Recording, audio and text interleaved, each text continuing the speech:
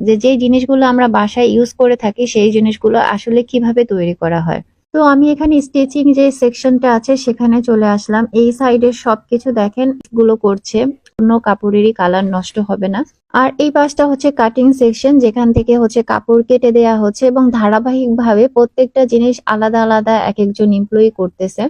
বাজারে একদম নকল পণ্য দিয়ে এখন কিন্তু ভরে গিয়েছে, যেগুলোর প্রাইস অনেক কম এবং মানও অনেক কম। আমি বলবো যে এর একটা ছবি তুলে তাদেরকে পাঠিয়ে দিবেন এবং তারা সেই ছবি দেখেই সেম টু সেম মাপে কিন্তু আপনাদের জন্য এই প্রোডাক্টগুলো কিন্তু এভাবে তাদের প্যাকেটেই যাবে। এটা দেখে আপনারা অবশ্যই রিসিভ করবেন এবং এবং তাদের প্রত্যেকটা প্রোডাক্টে এরকম তাদের অরিজিনাল লেবেল লাগানো থাকবে। অবশ্যই সেটা দেখে আপনারা তারা সেইভাবেই কাস্টমাইজ করে আপনার প্রোডাক্টটা রেডি করে দিবে। আর এখানে এই যে অরিজিনাল তুর্কিশ যে কভার গুলো সেটার ম্যাটেরিয়ালটা দেখিয়ে দিচ্ছি। আর এই কভার গুলোর কিন্তু 100% কালার গ্যারান্টি, সেই সাথে কাপড়গুলো খুব সফট এবং হচ্ছে গিয়ে কালারটাও একদম চকচকা, মানে ফেড কোনো কালারের প্রোডাক্ট এখানে নেই।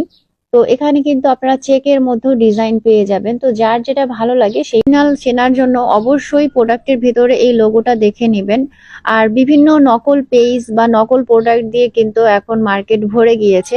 তাই অবশ্যই আপনি যেহেতু টাকা দিয়ে জিনিস নেবেন, চেষ্টা করবেন একটা অরিজিনাল অথেন্টিক পেজ থেকে বা জায়গা থেকে প্রোডাক্টটা নেয়ার।